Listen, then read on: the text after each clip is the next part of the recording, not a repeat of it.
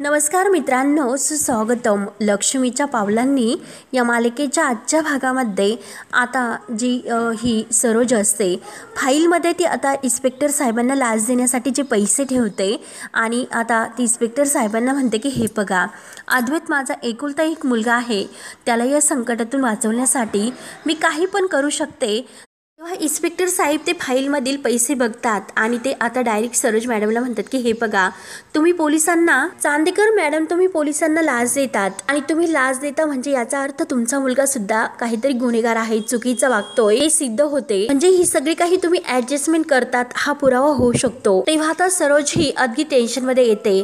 अद्वैत आणि कला तर विचार करत असतात. त्यानंतर आता इकडे राहुल हा ऑफिसमध्ये असतो. तो आता विचार करतो की पोलीस नक्की चौकशीसाठी इकडे येतील म्हणून, आणि सगळ्यात अगोदर आता हिऱ्यांची ही तपासणी होऊ शकते. आणि जे रिसीट आहे तर ते रिसीट त्यांच्या हातात लागले तेव्हा मात्र आता रिसीट त्यांच्या हाती जर लागले तर मात्र सगळं काही उलट होऊन बसेल. सगळं काही आता शेवटी आपल्यावर उलटेल आणि आपला प्लॅन फ्लॉप होईल असे त्याला वाटते. म्हणून तो खूप टेन्शनमध्ये येतो आणि आता सगळं काही कठीण होईल. आपण जे काही आतापर्यंत जे प्रयत्न केलेले आहेत ते सगळे फ्लॉप होतील. त्यामुळे पोलीस येण्या अगोदर मला ती रिसीट आता गायब करावे लागेल याचा आता राहुल पूर्णपणे विचार करतोय. तेव्हा राहुल मात्र आता अद्वैतच्या त्या कॅबिनमध्ये आता ते रिसीट शोधण्याचा प्रयत्न करतोय. कारण ते रिसीट जर शोधले नाही तर ते पोलिसांच्या जर हाती लागले तर मात्र यात आपण फसू शकतो. म्हणून तो अगदी घाईने ते रिसीट शोधत असतो. सगळ्या फाईल्स तो चेक करतो, उचकतो आणि इकडे तिकडे आता शोधत असताना मात्र त्याच वेळेस एका फाईलमध्ये त्याला ते रिसीट सापडते. म्हणून ते मेन आता जे हिऱ्यांचा रिसीट आहे तर तो घडी घालून आपल्या खिशामध्ये ठेवतो आणि फाईल आता जागच्या जागी ठेवून देऊन तो आता अगदी स्वतःशी इतका खुश होतो. आणि आता मात्र पोलीस जरी इथे आले तरी सुद्धा त्यांना या सगळ्या खेळाचा रंग नाही कळणार आणि त्यांना या रिसीट बद्दल सुद्धा काहीच कळणार नाही. आणि जर त्यांना आता येथे ही रिसीट नाही मिळाली तर याचा अर्थ असा होतोय, हा सगळं काही आता अद्वैतच्या विरुद्ध पुरावा निर्माण होतोय. कारण नक्कीच अद्वैतने हा रिसीट कुठेतरी म्हणजे लपवले आणि जे हिरे आहे तर ते हिरे खोटे होते हे मात्र अद्वैतवर जो काही आरोप आहे तो आरोप मात्र सिद्ध होईल आणि अद्वैत यामध्ये पूर्ण अडकू शकतो. म्हणून आता ते रिसीट त्याने ते गायब केले याचा त्याला खूप आनंद होत असतो की जे काही होईल तर ते अद्वैतच्या बाजूने म्हणजे त्याच्या विरोधातच होईल आणि आपण मात्र यामध्ये नाही अडकणार असे आता तो अगदी विचार करून ठरवतो आणि स्वतःशी खुश होतो. म्हणतो की पुराव्यानिश्चित आरोप हे सिद्ध होते. त्यानंतर आता इकडे सरोज इन्स्पेक्टर साहेबांना म्हणते की हे बघा, किती काही झाले तरी सुद्धा मला माझ्या मुलाला बाहेर काढायचं आहे. तेव्हा आता इन्स्पेक्टर साहेब म्हणतात की हो, जर तुम्ही यावर ठाम असताल, व्यवस्थितरित्या चेक करून तुम्ही जर कन्साइनमेंट दिली असेल, मग या अशा छोट्या चुका करू नका. म्हणजे पोलिसांना पैसे देण्याचा प्रयत्न करू नका, ही एक मोठी चुका आहे. तेव्हा आता इन्स्पेक्टर साहेब पुन्हा ते पैसे सरोजच्या हातात देतात. सरोज आता इन्स्पेक्टर साहेबांना सॉरी असे म्हणते आणि ते पैसे आपल्या बॅगमध्ये पुन्हा ठेवते. सरोजचे डोळे आता भरून आलेले असतात. तोच लगेच कला उठते आणि सरोज मॅडमच्या मागून सरोज मॅडम जवळ येते. जेव्हा ती खांद्यावर हात ठेवते तेव्हा सरोज मागे वळून बघते तर कला असते आणि आता सरोज अद्वैतकडे बघते आणि कलाला म्हणते की हे बघ, आपल्याला लवकरात लवकर अद्वैतला सोडावे लागेल. तेव्हा कला म्हणते की हो, मी सुद्धा तोच विचार करते, पण सगळ्यात अगोदर आपल्याला त्याच्या बेलसाठी प्रयत्न करावे लागेल. तेव्हा आता सरोज म्हणते की थांब, मी वकिलांना फोन करते. म्हणून सरोज आता फोन करण्यासाठी बाहेर निघून जाते.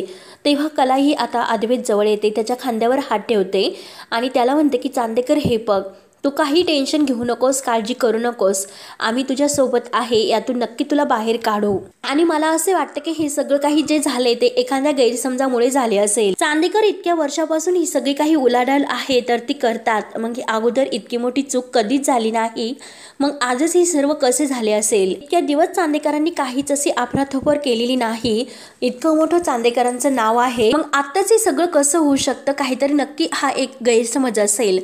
आणि तेवढ्यात सरोज मॅडम ही लाड वकिलांशी बोलून आतमध्ये येते आणि सरोजला जे काही आता लाड वकिलांनी सांगितले ते सर्व आता ती अद्वैत आणि कला या दोघांना सांगते. परंतु आता मात्र त्या वकिलांची मेडिकल इमर्जन्सी आहे, त्यामुळे ते सुद्धा केस नाही घेऊ शकत. आणि आता सध्या इतक्या ह्या आपल्या परिस्थितीत कोणताच असा स्ट्रॉंग वकील लगेच म्हणजे भेटणार नाही.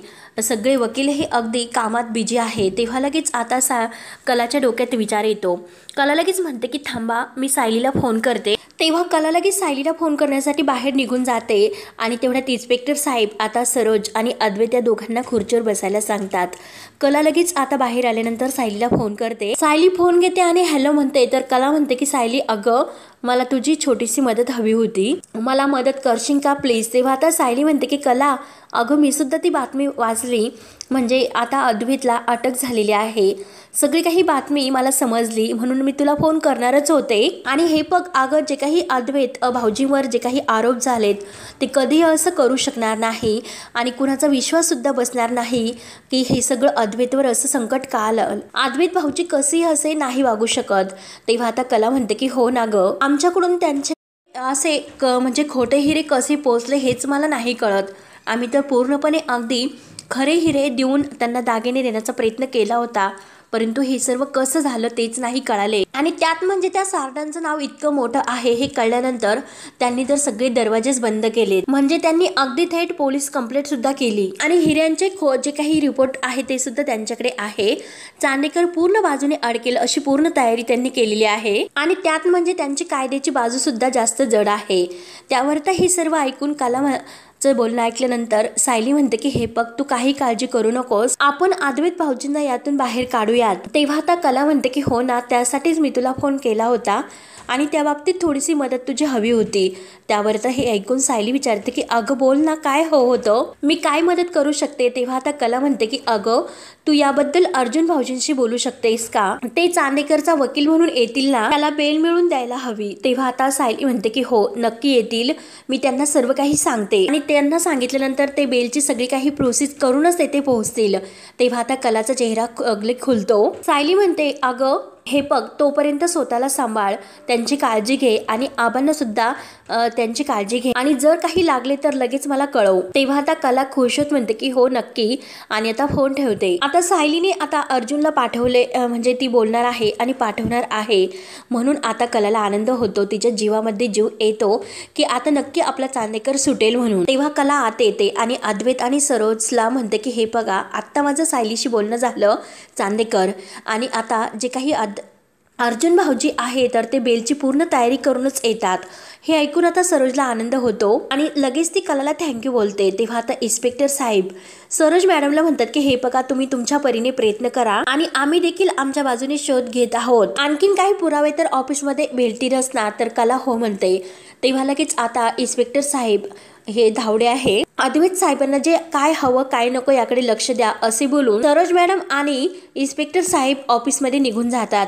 तेव्हा मात्र आता कला सुद्धा ही अद्वैतला म्हणते की आले मी, ती आपली बॅग घेते आणि बाहेर येतच असते. तर बाहेर आता पोलीस स्टेशनवर अनेक आता मीडिया जे काही आहे तर ते पूर्ण तेथे मीडिया आलेली असती आणि आता हे मीडियावाले आता जे काही हवालदार आहे तर त्यांना म्हणतात आम्हाला आतमध्ये जाऊन द्या, अद्वैत चांदेकर यांच्याशी बोलून द्या, नक्की हे सर्व काय झाले याबद्दल आम्हाला खुलासा करायचा आहे. अद्वैत चांदेकर यांना अटक कशामुळे झाली असे प्रश्न आता विचारले जात असतात. त्यातील एक रिपोर्टर म्हणतो की साहेब आम्ही तर असं ऐकलं होतं की चांदेकर हे जे काही व्यापार करत होते तर ते खोट्या हिऱ्यांचा व्यापार करत होतात, हे खरं आहे का. तेव्हा मात्र आता लोकांमध्ये अनेक भलतीच चर्चा सुरू होते.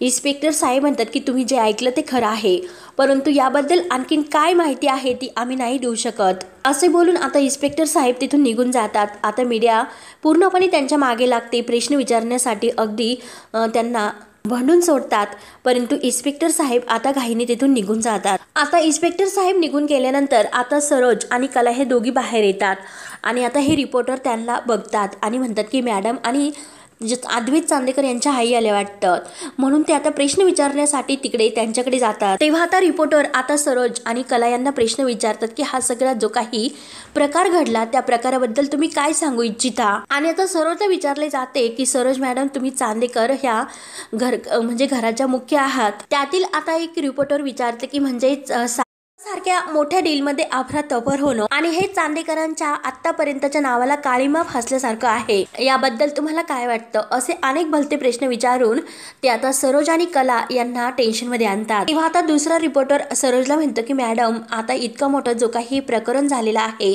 त्यापासून तुम्ही असे लांब नाही पळू शकत, लोकांची नजर तुमच्यावर आहे, लोकांच्या विश्वासाला तडा बसलाय आणि सर्वसामान्यांची नजर तुमच्यावर आहे. तेव्हा मात्र आता रिपोर्टर कलाला प्रश्न विचारायला सुरुवात करतात की कला मॅडम, तुम्ही 1 ग्रॅम सोन्याचं जे काही आता डिझाईन्स आहे तर ते बनवले आणि लोकांच्या विश्वासाला त्यांच्याबद्दल विचार करून जो घाट घातला आहे खरा, परंतु आता मात्र त्या सर्वसामान्य लोकांना तुम्ही फसवताल याची त्यांना भीती वाटते. तेव्हा आता ती रिपोर्टर कलाला विचारते की सारख्या इतक्या मोठ्या लोकांची फसवणूक तुम्ही करू शकतात, म्हणजे आत्तापर्यंत तुम्ही असं कित्येक लोकांना फसवले असेल. वाटेल तसे आरोप आता कला आणि सरोज या दोघीवर होत असतात आणि पूर्ण चांदेकरावर. तेव्हा आता कला आणि सरोज मात्र शांत असतात. त्यांना हे सगळं प्रश्न विचारल्यानंतर खूप टेन्शन येत असते. आता हे जे काही आरोप आहेत तर ते करून सुद्धा ते काही लोक थांबत आहे. ते रिपोर्टर आता पुन्हा विचारत की हे सगळं तुम्ही कधीपासून सुरू केलेलं आहे लोकांना फसवण्याचं काम? हे बघा, तुम्हाला तर उत्तर द्यावेच लागतील, तुम्ही असे शांत नाही बसू शकत. हे सर्व काय आहे मॅडम, काहीतरी उत्तर द्या. त्यावर आता सरोज लगेच म्हणते की हे बघा, जे काही तुम्ही आरोप आमच्यावर करतात ते खोटे आहे, असे काही नाही. एकदा की तपास लागला तर सर्व काही खरं हे लवकरच तुम्हाला कळेल. तेव्हा आता ती रिपोर्टर दुसऱ्यांदा म्हणते की हे बघा मॅडम, अजून एक प्रश्न आम्हाला तुम्हाला विचारायचा आहे. तोच लगेच आता कलाही पुढे येते आणि कला म्हणते की हे बघा, आम्हाला प्लीज याबद्दल अजून काही माहिती नाही देणार, त्यामुळे प्लीज आम्ही काही उत्तर नाही देऊ शकत. म्हणून कला आणि सरोज तेथून निघून जायला लागतात, परंतु रिपोर्टर त्यांच्या मागेच लागतात. हे बघा मॅडम, तुम्हाला प्रश्नांची उत्तर द्यावेच लागतील, तुम्ही असं नाही जाऊ शकत. मॅडम काहीतरी सांगून जा, मॅडम मॅडम असे ते आता रिपोर्टर आता ओरडत असतात.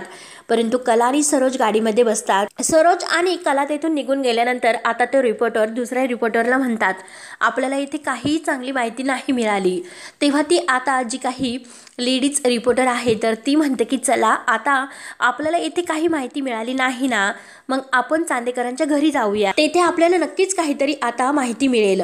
तेव्हा आता सगळे रिपोर्टर म्हणतात की हो चालेल, म्हणून ते सगळेजण आता चांदेकरांच्या घरी जायला निघतात. त्यानंतर आता इन्स्पेक्टर साहेब आणि काही हवालदार इकडे चांदेकरांच्या ऑफिसमध्ये येतात. राहुल त्यांना बघून म्हणतो की साहेब, अहो तुम्ही इथे का उभे आहात, तुम्ही आतमध्ये या ना, बसून घ्या. तेव्हा आता इन्स्पेक्टर साहेब राहुलला म्हणतात की मिस्टर राहुल, बरं झालं तुम्ही आम्हाला इथेच भेटलात. घरातील जर एखादा व्यक्ती येथे असेल तर मला ही जी काही तपासणी करण्यात आणि चौकशी करण्यात जरा मदतच होईल. आणि हे बघा मिस्टर राहुल, काही डॉक्युमेंट्स हे व्हेरीफाय करायचे होते. खरेदी केलेली मालाची बिलं आणि आता जे काही हिऱ्यांची अफरातफर झालेली आहे त्याबद्दलची जी काही बिलं आहेत दोन्ही घेऊन या. तर राहुल लगेच खुशच असतो, कारण जे काही आता हिरे आत्ता आले होते त्याचं रिसीट जे काही बिल आहे तर राहुलने लंपास केलेले असते, म्हणजे यात अद्वैत नक्की आड केली याची पूर्णपणे आता राहुलने तयारी केलेली असते. तो खुश होऊन म्हणतो की हो इन्स्पेक्टर साहेब, लगेच घेऊन येतो. हे बघा, डोंट वरी, आमच्या इथे आलेल्या सगळ्या काही आता एंट्री आणि एक्झिट सगळ्याची नोंद आम्ही ठेवतो, आमच्याकडे आहेच ती. परंतु मला एक गोष्ट सांगा की तुम्हाला काही चहा कॉफी वगैरे हवा आहे का? म्हणून लगेच रघुला आता तो आवाज देतो आणि साहेबांसाठी लगेच कॉफी घेऊन ये असं म्हणतो. तेव्हा ते इन्स्पेक्टर साहेब म्हणतात की हे बघा, आम्हाला काहीही नको. आणि तेवढ्यात कला आणि सरोज तेथे येतात. तर इन्स्पेक्टर साहेब त्यांना बघून विचारतात की मॅडम तुम्ही तर लगेच आलात. तेव्हा आता सरोज राहुलकडे बघत म्हणते की हो, कारण तुम्हाला कुणाकडून चुकीची माहिती मिळायला नकोय म्हणून मी ताबडतोब आले. तेव्हा आता इन्स्पेक्टर साहेब राहुलला म्हणतात की सगळ्या काही फाईल्स आत्ताच्या आत्ता मला माझ्यासमोर हव्या आहेत.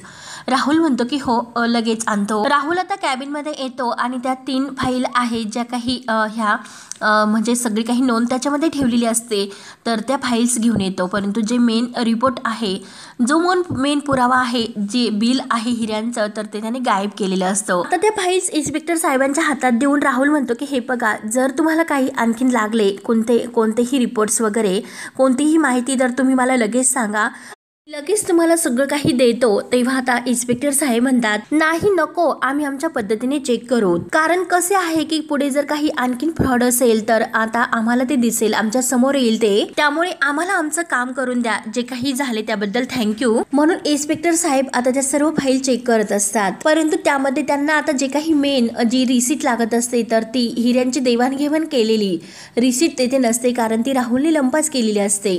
तेव्हा आता इन्स्पेक्टर साहेब म्हणतात की यात ती मेन रिसीट नाही, हिऱ्यांची देवाणघेवाण करणारी. तेव्हा आता हे ऐकून कला आणि सरोज यांना धक्का बसतो. त्यावर त्या कला म्हणते की अहो सर, नीट एकदा चेक करा, रिसीट त्यातच असेल, कारण रिसीट शिवाय आम्ही कोणतंही काम करत नसतो. तेव्हा आता सरोज सुद्धा म्हणते की हो, सगळे रिसीट अगोदर फाईल होतात आणि कोणताही रिसीट शिवाय आम्ही बिझनेस सुद्धा करत नाही. तेव्हा आता राहुल म्हणतो की हो ना, अजिबात नाही. तेव्हा आता इन्स्पेक्टर साहेब म्हणतात की हो नक्कीच काहीतरी गडबड आहे, रिसीट तर येथून गायब आहे, रिसीट येथे सापडत नाही, म्हणजे याचा अर्थ काय होतो। तेव्हा आता सरोज म्हणते की हो ना इन्स्पेक्टर साहेब, मला सुद्धा तोच आता विचार येतोय, खरंच हेच कळेनासे झाले। त्यावर तर इन्स्पेक्टर साहेब कला मॅडमला म्हणतात की हे बघा, याचा अर्थ असा होतो की तुम्ही जे काही दागिने बनवलेत त्यासाठी खरे हिरे नाही वापरलेत आणि हाच पुरावा आम्ही शोधत होतो। तर ते ऐकून आता कलाला धक्काच बसतो, कारण आता मेन रिसीट यातून गायब कसे झाले याची आता त्यांना टेन्शन येते। कला विचार करते की रिसीट नेमका गेली कुठे असेल, ती तर फाईल मध्येच असायला हवी होती, म्हणून कलाला आता डाऊट येतो, ती विचारत पडते। त्यानंतर आता इकडे आबा हे सारडाजींशी बोलायला फोन करतात की मी आबा चांदेकर बोलतो म्हणून, आणि हे बघा मला फक्त इतकाच निरोप सांगायचा आहे सारडाजींना की नक्की काहीतरी गफलत झालेली आहे, म्हणजे कुठेतरी काहीतरी चुकलेलं आहे, त्यासाठीच मला त्यांच्याशी सविस्तर बोलायचं आहे। आणि हे बघा, जर त्यांना वेळ मिळाला तर लवकरात लवकर मला कॉल करा, म्हणून आबा आता फोन कट करतात। आणि आता आबा त्यानंतर कमिशनर साहेब यांना सुद्धा फोन करून म्हणतो की हे बघा, मी आबा चांदेकर बोलतोय, आणि हे म्हणतात की हे बघा, मला थोडंसं बोलायचं होतं, कारण माझा नातू अद्वैत चांदेकर याला अटक झालेली आहे। ही बातमी तर तुमच्यापर्यंत आलीच असेल। तर कमिशनर साहेब म्हणतात की हो हो।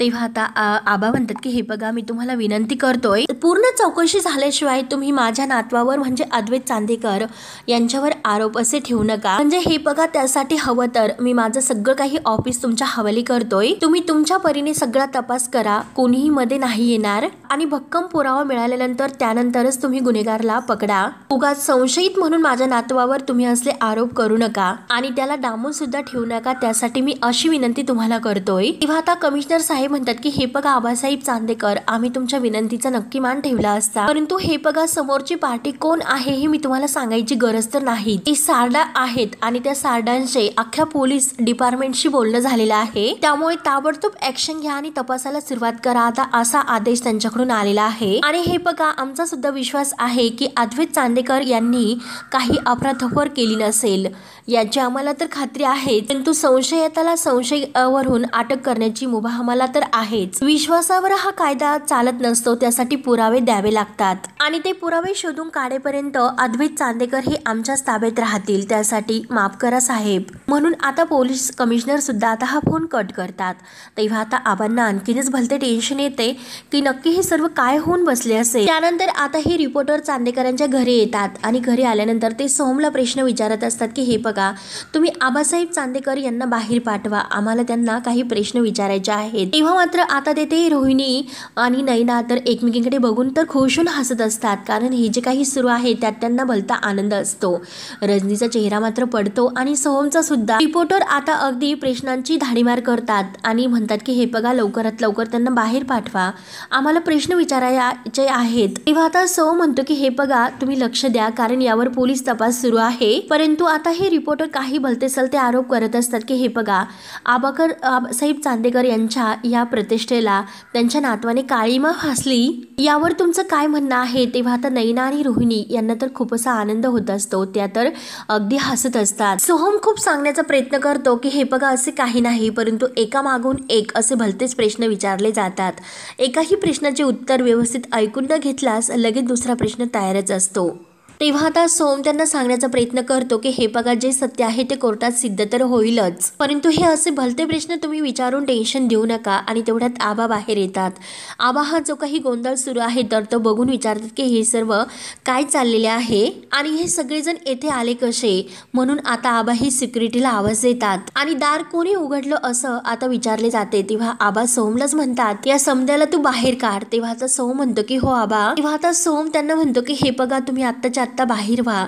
तेव्हा तरी सुद्धा रिपोर्टर आता आबांना प्रश्न विचारतात की हे सगळं जे झाले त्याबद्दल तुम्ही काय म्हणता, जो काही तुम्ही खोटेपणा केलेला आहे त्याबद्दल तुम्ही काय उत्तर देताल। आता मात्र तुमचे ते संस्कार, जे काही आता ह्या घराचे संस्कार होते ते कुठे गेलेत ओ, हे सगळं काही काळीमा फासून। आणि दुसरी रिपोर्टर म्हणते की याचा अर्थ असा होता की आता आबासाहेब चांदेकर यांनी जे काही साम्राज्य उभे केले तर त्यांच्या नातवाने त्या काळीमा फासला। अद्वैत चांदेकर इतकं खोटं वागतील आणि आबासाहेब चांदेकर तुम्हाला धोका देतील असे तुम्हाला कधी वाटले होते का। आणि हे बघा, आज तुम्ही चांदेकर जे काही वागलात ना, असे करून तुम्ही अनेक ग्राहकांची फसवणूक केलेली आहे। रोहिणी आणि नैना तर अगदी खुशून हे सर्व ऐकत असतात, त्यांना तर खूप असा आनंदच वाटत असतो चांदेकरांची बदनामी होते म्हणून। लगेच दुसरी रिपोर्टर आता एक प्रश्न विचारते की हे बघा, हे तर गोष्ट सर्वसामान्य लोकांच्या लक्षात नाही आली, परंतु सारखे एवढं मोठं प्रस्थ असल्यामुळे ही फसवणूक त्यांच्या लक्षात तर लगेच आली आणि हे सर्व काही उघडकीस आले म्हणून. आणि दुसरा रिपोर्टर आता लगेच दुसरा प्रश्न विचारतो की तुम्ही तर विश्वासाची परंपरा जपतात, मग हे जे काही करतात तुम्ही ते सगळं जाहिरात करण्यापुरतंच होतं का? आणि दागिना हा आपल्या म्हणजे अविभाज्य घटकाचा भाग असतो, ती आयुष्यभर जपण्यासाठी ठेव असते आणि प्रत्येक दागिना ही एक भावना असते आणि तुम्ही तर लोकांच्या भावनांशी खेळलात. त्यावर आता आबा म्हणतात की हे बघा, माझ्या नातावर जे काही तुम्ही आरोप करतात, जो काही गुन्हा झालेला आहे, तर तो गुन्हा अजून सिद्ध झालेला नाही, तो यात निर्दोष आहे. तेव्हा तुम्हाला जे काही बोलायचं असेल तर ते विचार करूनच बोला. आणि आबा पुन्हा सोमला या सगळ्यांना बाहेर काढण्यासाठी सांगतात. तेव्हा ते रिपोर्टर काही ऐकायला तयार नसतात, तरी सोहम त्यांना अगदी म्हणतो की हे बघा, बाहेर चला, तुम्हाला धक्के मारून बाहेर काढले जाईल.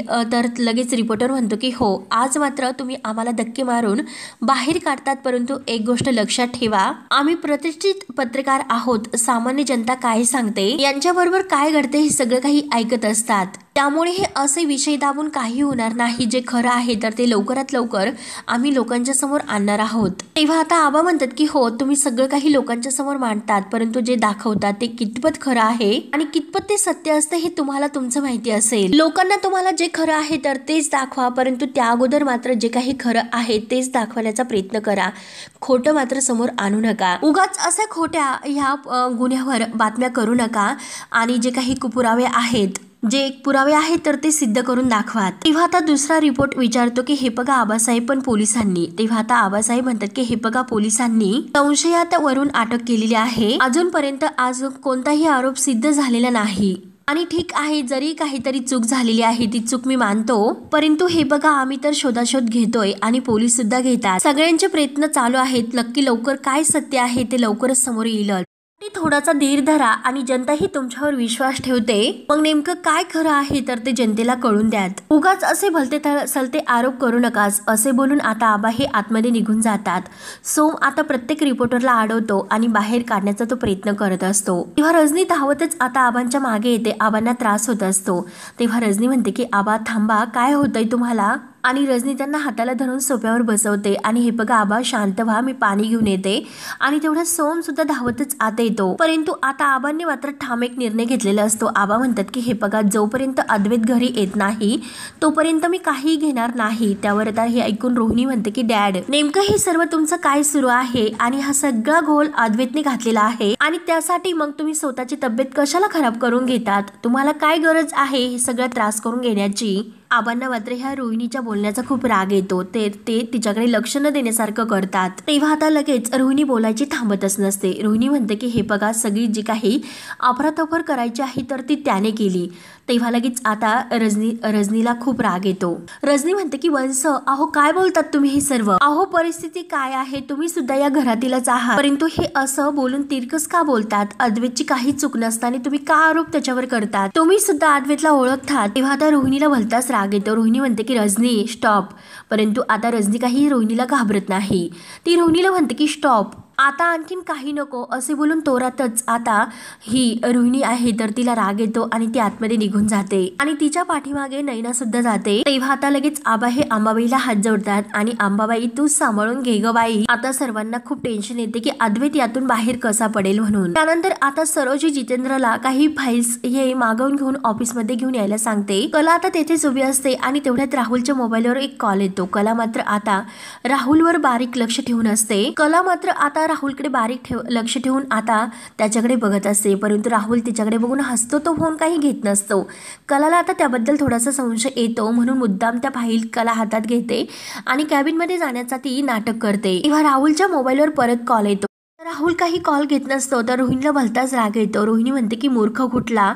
तेव्हा आता राहुल म्हणतो की ही आतमध्ये जाऊन काहीतरी उचापत्या नक्की करेल, त्यामुळे मला आतमध्ये जाऊन हिला थांबवायला हवे. म्हणून राहुल जायला निघतो. परत तो कॉल येतो. तेव्हा राहुल फोन घेतो आणि म्हणतो की मम्मा, अगं काय हे सर्व? एकदा मी फोन कट केला तर मी कसलं तरी गडबडीत आहे असं समजायचं आणि तू कशाला वारंवार फोन करतेस? त्यावर आता रोहिणी रागाने म्हणते की ए, माझ्याशी नीट बोलायचं. आणि कला मात्र आता आतमध्ये इकडे रिसीट कुठे ठेवलेले आहे तर ते प्रत्येक फाईलमध्ये शोधत असते. तेव्हा आता कलाला तेथे कुठेही कोणत्याच फाईलमध्ये रिसीट सापडत नाही. कलाला भलते टेन्शन येते. कला विचार करते की रिसीट तर येथेच होते, येथेच मी कुठेतरी बघितलं होतं, परंतु आता ते रिसीट गायब कुठे झाले असेल. किती काही झाले तरी ते रिसीट मला शोधावं तर लागेलच. म्हणून कला विचारात पडते आणि हा भाग येथे संपतो. तर पुढील भागामध्ये कला ही देवी अंबाबाईला हात जोडते आणि आई अंबाबाई, चांदेकर निर्दोष आहे हे तुला सुद्धा माहिती आहे, तूच आता यातून चांदेकरला वाचू शकते, त्यासाठी काहीतरी असा संकेत दे प्लीज. म्हणून आता ती मनोभावनी देवीला हात जोडते आणि त्याच वेळेस राहुल फोनवर बोलत असते की मम्मा हे बघ, मी जो अद्वैतसाठी मोठा खंदा खांदून ठेवलेला आहे आता तो आयुष्यात कधीही बाहेर येऊ शकणार नाही, असे बोलून आता जेव्हा तो फोन ठेवतो तर कला हे सर्व ऐकते आणि आता कलाला बघून तो खूप घाबरतो. तेव्हा कलाच्या सर्व काही लक्षात येते. तेव्हा मित्रांनो पुढे काय होतं हे बघण्यासाठी आपल्या चॅनलला नक्की सबस्क्राईब करत राहा. धन्यवाद.